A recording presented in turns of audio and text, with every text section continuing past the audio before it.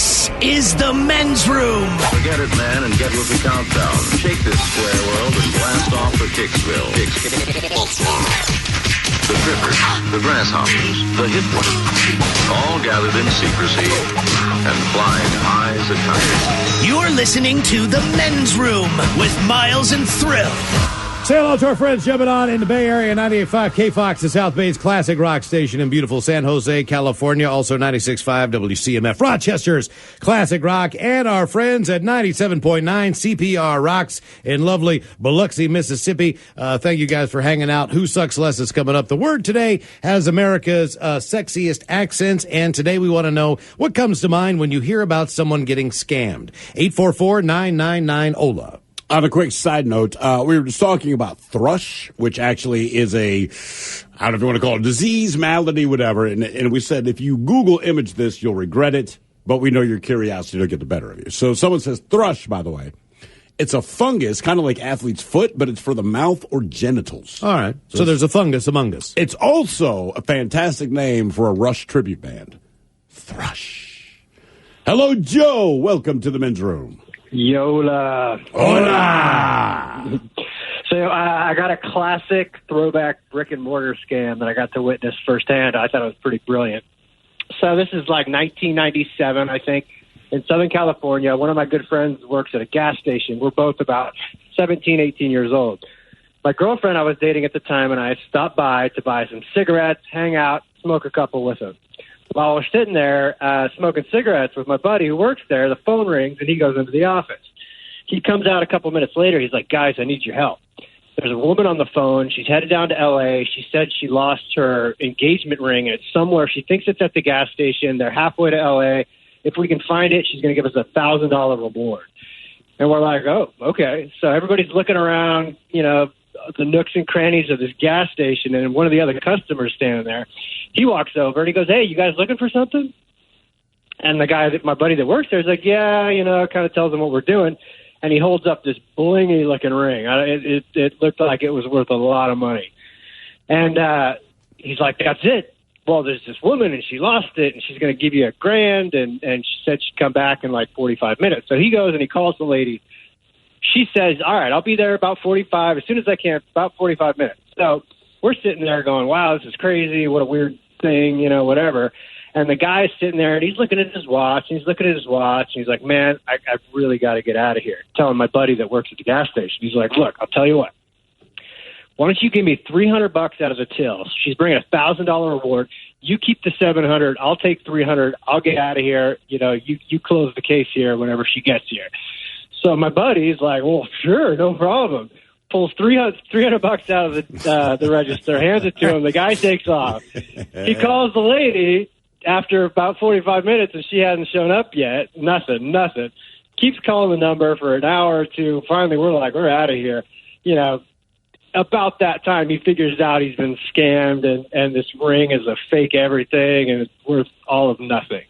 You know what, man? That is a brilliant ploy, and I think I might use that myself today. Mm-hmm. You know what? We give him a lot of crap for it, but I'm not so sure I wouldn't have fallen for it. I just would, as it's in hindsight, like we know that the subject is about getting scammed today. That's the only reason so we know. Understand that someone is getting scammed in the story. So understanding that ahead of the time, we can see this coming. What an idiot! But while it's happening, I'm not exactly sure that, you know, like top of mind wise, you're thinking all.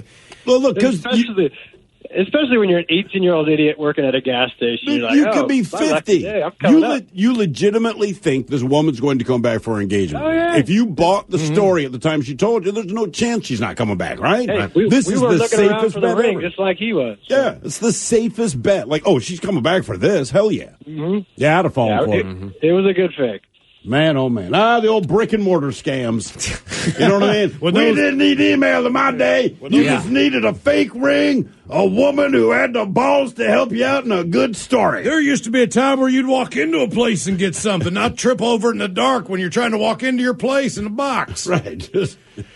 What comes to mind when you hear about someone getting scammed? 844-999-OLA. I've been scammed when I was younger by, like, the people on the street that are like, I just need $20 for gas. I'll pay you back. Yeah. I mean, we were like 18 or something. Right. But, and you go through that process again. I think the first scam The first scam that most people fall for, as far as I can remember, and it's not mean-spirited, and inevitably it'll be like your father, an older brother, cousin, uncle, but it's, hey, I'm going to give you a $1 bill.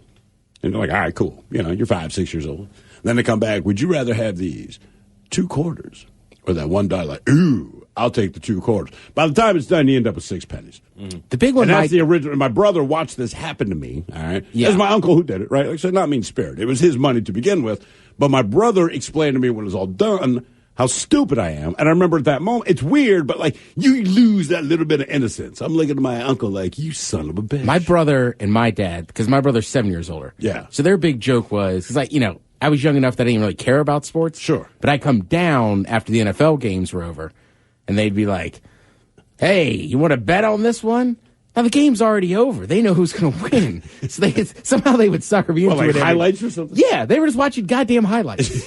I bet you he throws a touchdown pass. Right. No way. What comes to mind when you hear about someone getting scammed? 844-999-OLA. Hello, Lee. Welcome to the men's room. Liquor and whores. Liquor and whores. All right, so I went to college down in Louisiana. And so there you go. My second year there, we were moving into our apartment, and my roommate, had a buddy. He came in, and he had some speakers with him. And he was all pumped up because he's like, dude, guys, I just bought these super nice speakers from some guy. It was like $150 or something. Can you believe it? Out of the back of a van. Yeah. Right. Okay, yeah, getting there. So anyways, we're like, sweet, dude, nice. We'll set them up and everything. He's like, did you buy them off Craigslist or some guy you do that you were pledging with? And he's like, no. It was in the back out of this guy's trunk in this gas station just down the street. And we all kind of look at each other, and he doesn't register it because he's all just super pumped. And we look at each other, and we're like, oh, okay, that's probably a good thing. And so we start pulling them out. And, I mean, they're huge. So he obviously thought he got the best deal ever. That's one of the things. That's how they get you, man. The speakers that are the crappiest ones, they make them as big as they possibly can. As part of the sell giver. Oh, yeah. So I'm pulling them out and everything. And, I mean, at first look, like you pull them out and you're like, all right, yeah, these are speakers. And so whoever made them did a great job. But as we're kind of pulling them out and I look in the box and I'm like, dude, there's no cords in here. And then they're like, really? I'm like, they're wireless. And I'm like, dude, there's not even a power cord. There's nowhere to even plug cords into these speakers. And so we're looking at it. I'm like, dude, you got scammed hard. And he kind of starts to realize it. And these aren't even speakers. Yeah, they weren't even speakers. They were just basically someone put together some boxes. Oh, man. Oh, man. Threw some felt over the top to make them look like they were the front of speakers. And he sold it for $150. Yeah, well, the best part is, so originally he only had 70, and the guy was like, I'm looking for 300. And he's like, I only got 70, but I got like more money in my bank account. And the guy was like, cool, dude, go get it. And come back. And he went and did it. And then, so when he finally realized that he got scammed, we'd been drinking and everything, and so he's all fired up. He's like, let's go find these guys. And so we all hop in the car, 4 of us. And as we're driving, I kind of like sitting there like, this is probably not the smartest idea to go look for guys selling bum speakers out the back of their car in Louisiana, of all places. Yeah, man. They're like, yeah, go ahead, come back and find us. Yeah, I was like, so thankfully we never found them because I'm sitting there like, if we find these guys, we're not going to do anything. No one's got the cojones to like actually say anything. And so I just remember that, and it always cracks me up. That's hilarious. There were those guys, man, that would drive town to town, and they had, in my case, I think it was just stolen goods. Yeah, I really absolutely. think but they were never. The thing was they were also, of course they were, but they were also never named brand, so I couldn't figure out where they stole them from. So like they would never have like. So was it and that was always the fine line. Like if it was stolen, you should have stole better stuff. But it's not that. It's like, look, man, if you steal the better stuff, you're going to a place that has better security, which ups the risk of you getting caught. Because this is brick and mortar stuff, right? So go to the low-grade place. What's that? It has to be now because if you say, I went shopping, people don't know if you were sitting in your underwear at your house or if you were physically somewhere with other people. But those are the old scams, man. So, like, you go to the places that are kind of easier to break into. They don't have surveillance cameras. But in the end, look, for you, it was still a deal because you got new whatever. Yes, I've never heard of the company, but as long as it sounded Japanese, you were cool, right? If it was electronics, you'd never heard of it. But as long as it sounded Japanese, you believed at the time, like, oh, hell yeah, this is got to be I legit. bought golf clubs, fog lamps. Right. I bought a decent amount of stuff out of trunks, but you're pretty aware that they came from somewhere. Unless it was like an off-brand. I always go to that story if I bought a cologne that smelled a lot like another cologne, but it was just a little silver grenade. Mm-hmm. And it made your skin turn red and itchy. It smelled great, but right, it wasn't the real deal. You know it's not, but it's like, if it smells good, it smells good. I think one of the best, I don't know if it's a scam necessarily, but there was a bodega, Ted, as you would say, around the corner from my old place. And I only really bought cigarettes and beer from there. But they also had like laundry detergent, dish soap, all that kind of crap. And I found out it's always a little shady when you walked in. And I find out about 3 months later, they get busted. So what they had been doing was they were hiring the local homeless community to go down to the local Safeway, which I believe was 7 blocks away from its location, all right, and steal the expensive stuff that people buy. I was going to say they only had the Tide Pods, Similac baby formula. Right, the stuff that you're going to buy out of necessity. Not anything, not cigarettes, not crap. I mean, stuff that you can buy out of necessity. Tylenol with codeine. So the thing is, like, I think maybe I'd bought something like that from there in a pinch, like Dawn dish soap or some crap like that. But anyway, they were hiring the homeless to go down to the Safeway and steal this crap, okay? So the Safeway, for about the year before that, kept reporting to the cops like, man, I don't know what it is, but like we're just getting shoplifted left and right. We don't understand it. But they didn't think it was homeless guys because, again, you're stealing soap and stuff like that. So they're keeping an eye on the wrong people, if you follow me. But in the end, it turns out they were hiring these people to steal, and then they would just sell all of this stuff for cheaper. Yeah. So if Tide was $8 at Safeway, it was $5 at this place. Unopened, brand new box. Just ignore it's a good scam. Just ignore the price tag that clearly said Safeway, and then it got Sharpied out.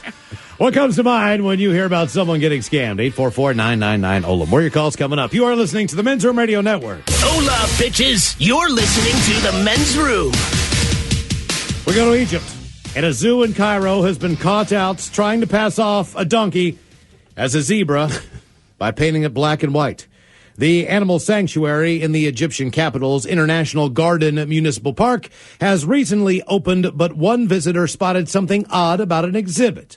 Student Mahmoud Sarhani, I know him, visited the zoo on July 21st and took pictures of what he thought was a rather odd-looking zebra.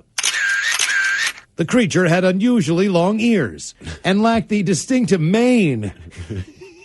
Again, the mane, usually present on the African beasts. A closer inspection revealed the equine creature was, in fact, a strategically painted ass. Mahmoud shared a photo of the zebra on his Facebook, and that quickly went viral in Egypt. The zoo has denied that the donkey is a fake. Despite they denied it? Suspiciously long ears and lack of a mane. Did you see a picture of it? Yes. Yeah, it looks like a donkey. This is not. But they're still like, nah, man, that's a zebra. This is not the first time that a zoo has tried to pass donkeys off as zebras. In 2009, a zoo in Gaza painted 2 donkeys black and white to replace a pair of zebras that had died of starvation.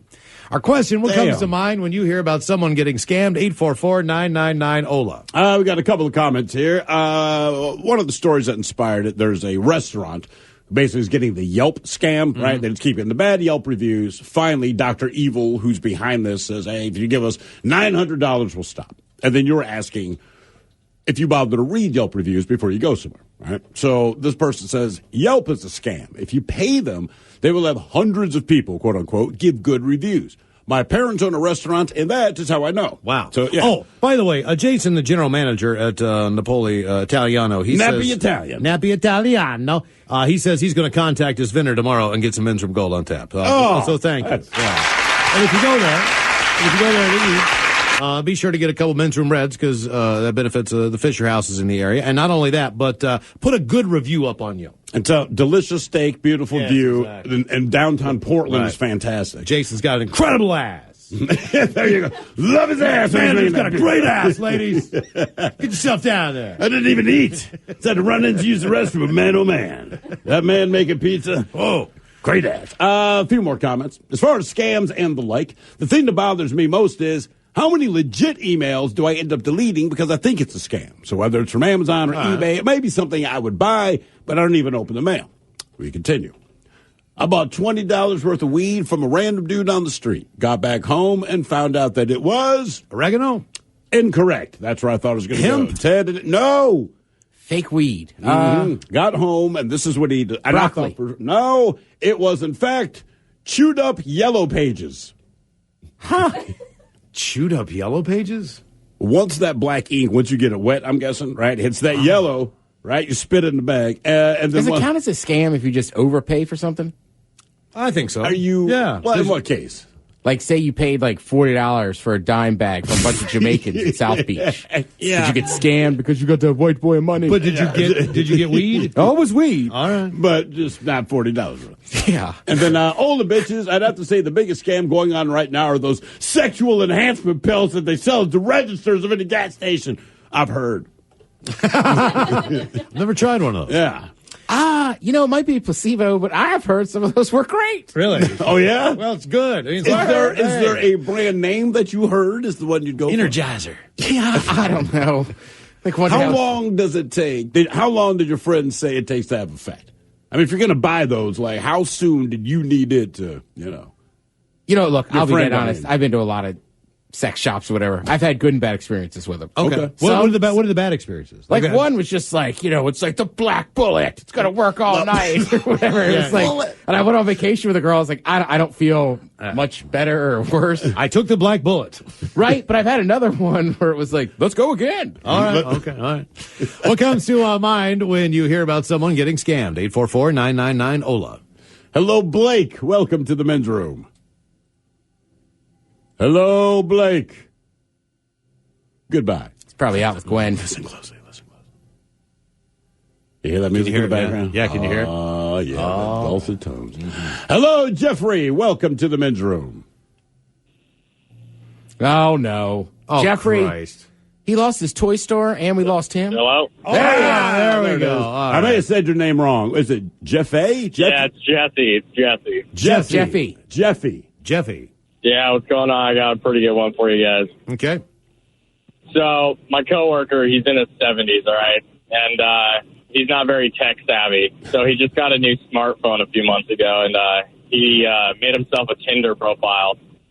So, he met this girl that he said was a pretty Spanish model. And they've been talking for a while, and she ended up moving in with him. But they work opposite shifts. So he never sees her, and he's never met her, and she's living with him. Wait. A Hold month on. later, yeah. For a month, he coexisted with this person who he believes he is sexually attracted to. They are living in his home, but he still has not seen them yet. Exactly.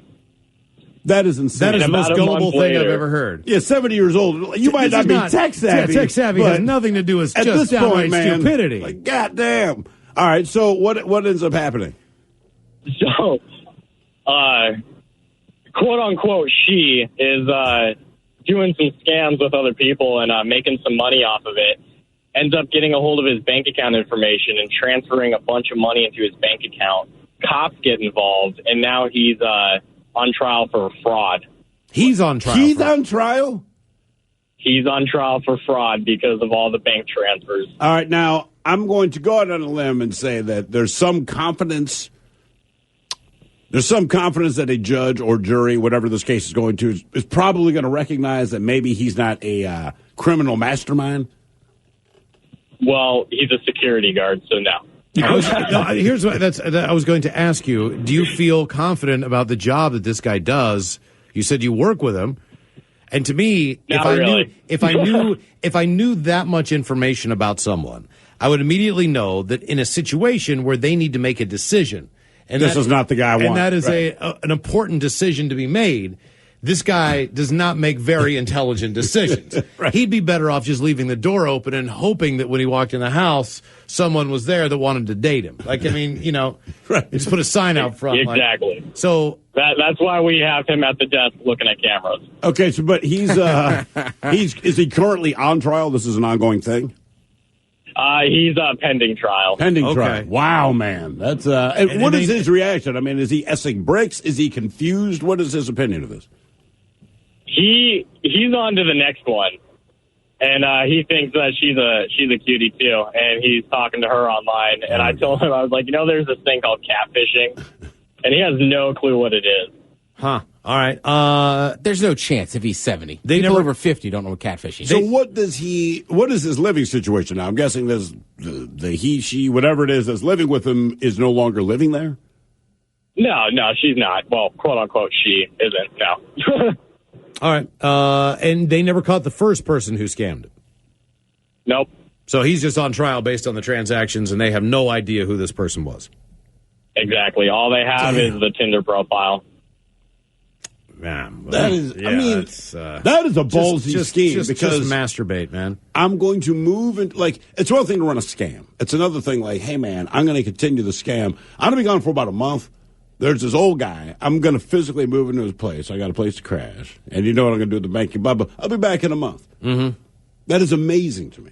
I mean, it happened to my granddad. After my grandma passed away, he's kind of sat in his house for years, and then he married the cleaning lady, and they moved to a new place, and then they had like 10 people living with them, and when he died, she got it. Yeah, yeah. But see, I think he can live with that scam because the one thing he got was probably laid, right? And I don't know. inevitably, Yeah. I mean, maybe not. But hear me out. The house they moved to, right, for reference point, was in Montgomery County, but still right by the Beltway. So not that far outside the city. And like when we went over there, I mean, he had lost it. He's like, boys, go ahead and fish out by the lake. Fish out by the lake. But you live in a neighborhood. Also, he wasn't. That's what I'm saying. He wasn't all there. right, okay. So I doubt he was having physical sex. Well, I feel like an a-hole. Right. Well, you hope. Man, well, that's you what I was hope hoping that for. that's like, the one thing. don't worry about him. Right. Who He's was getting the laid. old guy that married? No, it was the guy who married Anna Nicole Smith. the way billionaire, back in the the billionaire day. in Texas. All right, so this guy's a billionaire. He's in his 90s. He's in a wheelchair. His brain was still working at the time. And Anna Nicole Smith is this big, busty, bubbly blonde on top of the world, Playboy stuff, right? So his family, of course, is dad, granddad, great-granddad, all of this. You know that this woman is marrying you just for your money. And he said, I know this, and I'm marrying her just for the sex. It's perfect. And they had a fine marriage. It was Right. understood. Yeah. I mean, look, no kidding. He basically Look at the liver spots on my bald, wrinkly head. Do you think for a second I think she's with me because I'm good looking? and he paid her basically the same thing to have. He paid to have sex with a Playboy model. Yeah, imagine that. What comes to mind when you hear about someone getting scammed? 844-999-OLA. Hello, John. Welcome to the men's room. Hola. Hola. Okay, I don't want you guys to think less of me. Too late.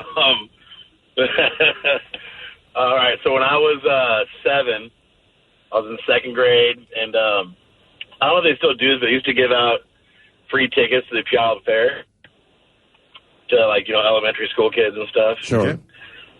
And so I got my hands on a handful. These were free tickets, and I started selling them for $1 a piece at school. Worst part is they were from the year before. All right. So technically I was the scammer. Mom got called from the principal, your son, you're selling tickets to Puyallup Fair. She's like, okay, so yeah, they're from last year. You sold a few dozen of these. I gotta ask you, man, because you're in second grade, and I know, when you're determined to do things for a reason when you're that young, you have a very definitive reason why. So, what was it that you were going to buy with this money? Transformers. Okay, that's like, dude, that was gonna be, of course. If you're going to scam, you need that money for something real bad. Do. But here's how many times had you asked your mother for Transformers? Oh, every day. I mean, I love Transformers back in the day. There's a And point you never got where them. my daughter's going to do something, I'm sure, quite illegal to get more Legos. I mean, it's like the weirdest thing. Man, constantly wants Legos. Like, she's a junkie. And I've gotten to the point now, you're nice a few times. And it's like, look, man, you got to earn this ass, right? But she has the mind to do something like you. Like, she's going to find an old ticket stub of mine and be like, hey, man, I'll say this Doobie Brothers. Well, she's already stealing from your piggy bank. Yeah, but it's different, though, all right? Because to me, if you're stealing something, you try to be a little covert.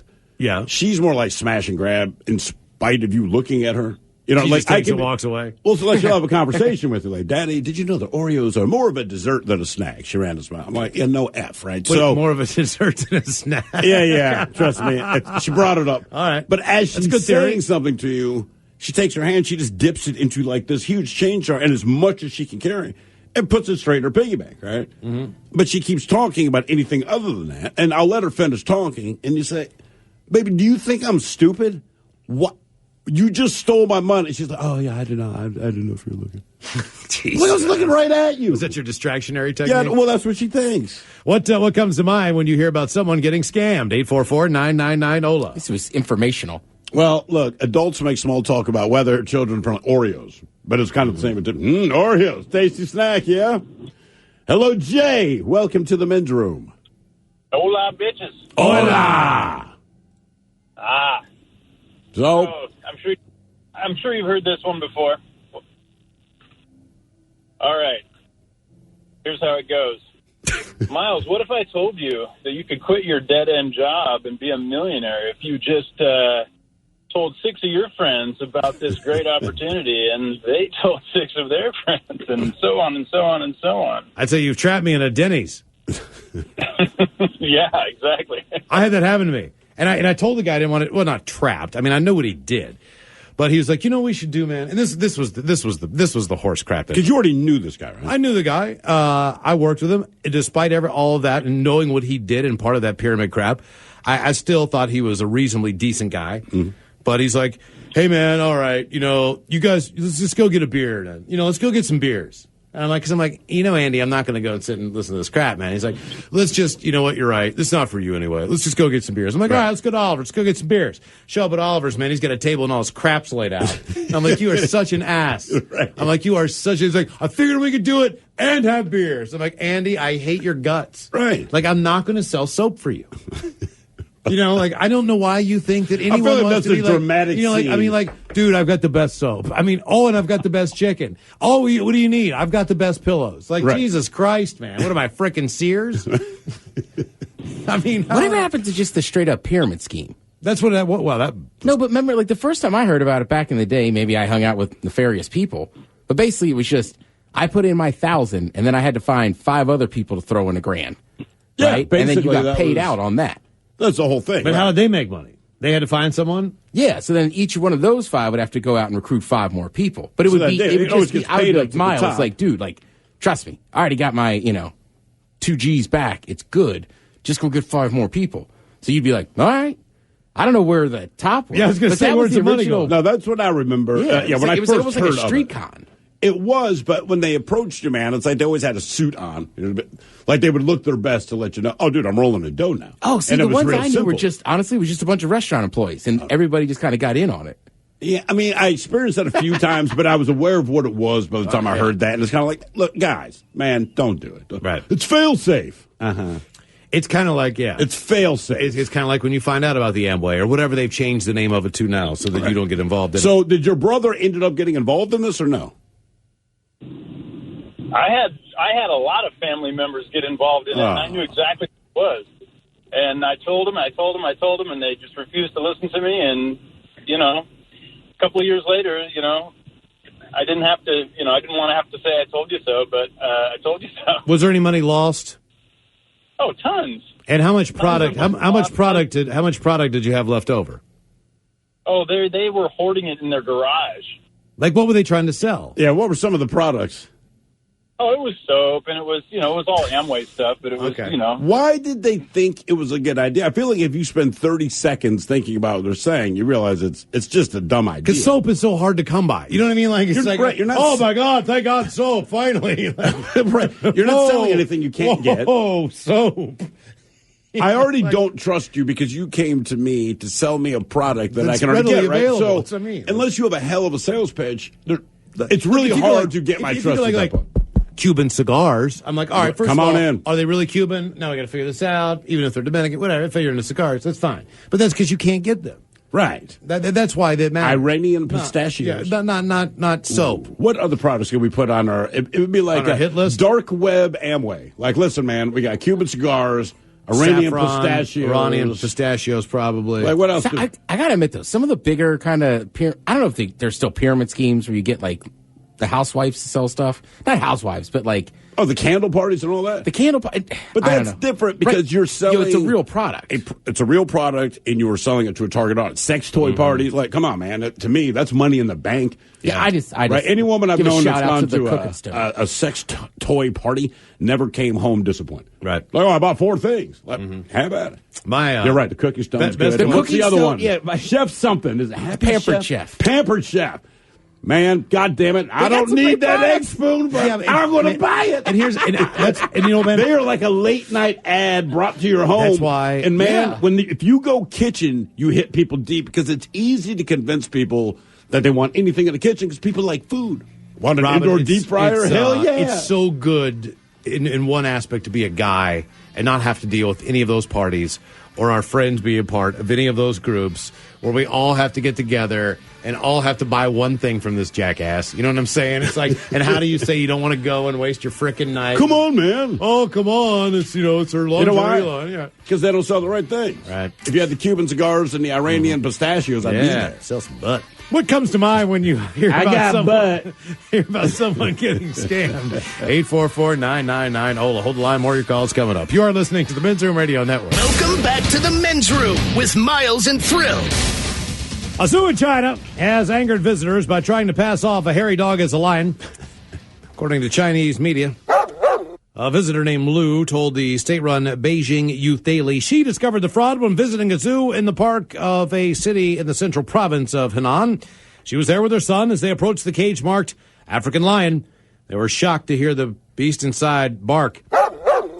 It was a Tibetan Mastiff, a large, hairy breed of dog. Yeah, the zoo is absolutely trying to cheat us, she said. They are trying to disguise the dogs as lions. Our question, what comes to mind when you hear about someone getting scammed? 844-999-OLA. Hello, Rob. Welcome to the Men's Room. Hola. Hola. Hey, so this story happened about 2007-ish. So I just bought a truck from a buddy of mine that was stationed with on Whidbey Island. Brand new 2007 Dodge Ram. And so I took over the payments for him, and I got a warranty card in the mail saying my warranty is going to expire, and, call us, extend your manufacturer's warranty, bumper-to-bumper coverage. And so I called him. I'm like, hey, I got this card in the mail. And the guy was all very friendly, obviously. And he was like, yeah, so I think it was like $1,800. We'll extend your warranty for a year. And we have to take $1,500 right now, but, every month you make a payment. And I'm like, okay, sounds good. They're like, we need your VIN. We got to send you over to another department to get your VIN verified to make sure there's no outstanding claim losses against the vehicle, all that kind of good stuff. I'm like, okay, yeah, sounds great. So they brought a woman on the phone, and she's talking to me. He's like, okay, your VIN number give her the VIN number. But has there been any reported claims or losses? Have you had any problems with the vehicle? No. Haven't had anything like that. And so the lady says, okay, yeah, he's good to go. Go ahead and issue the policy to him. And so I told the guy, the guy comes back to me. He's like, okay, well, I just need a credit card and we'll get you set up. And I'm like, oh no, I gotta talk to my wife about this first. It's a pretty big purchase. And he's like, oh no, we have to do this right now. If I let you off the phone, your VIN becomes invalid, and we cannot get you another warranty. All this other kind of stuff. So under pressure, I was like, okay, you know what, fine. Let's just go ahead and do it. I'll explain to my wife later. Well, come to find out, the company, I didn't feel good about it, and did some research on the company, and the company name was Auto One Warranty, and they're since out of business, obviously, but the whole time I'm on the phone, such under the gun, under the pressure. It's how they get you, man, and I've since learned my lesson because of that. And I get warranty cards in the mail every so often, and I call them just to mess with them, man. Did you actually, but did you get the insurance that day? Did you do it? I did. And the thing is no policy documents were ever sent. And so, after a couple weeks go by, I tried to call them back. I kept going to voicemail. And I'm like, okay. And so, like, the first monthly payment I missed, and the guy calls me up, and he's like, yeah, where's your payment at? I'm like, what do you mean? Yeah, he's totally, like, this guy was not very customer-friendly at all. And that's really when the hairs on the back of my neck started standing up, and like I said, I did all kinds of research on it, and come to find out, it was online forums and whatnot. Apparently this guy that owns this company was in Irvine, California, and he his office was under a buzzer door. Insurance guy, Right. Yeah. Well, let me ask you this, Really man. upstanding Insurance guy. individual in society. Yeah, and I'll tell you what, I've heard a lot of stories, family, friends included, people who went to jail, people who took money and they played the numbers. They played the numbers on anything. One guy in particular, he would take homeowner's insurance for fire or whatever. Right. He would take a certain percentage out, so the story goes, based on what he thought would not be probable of happening, and never would put that claim in. So look, you're in an area, I know where you live. Some reason you got flood insurance, some reason you're paying for it. I might have talked you into getting flood insurance. Sure. It might cost X amount of money. All right, but I'm never going to submit the claim to the company that says you have flood insurance, because there's no goddamn way it's going to flood there. And if it does, Right, you're rolling the dice. I'll but- pay you. Oh, I see.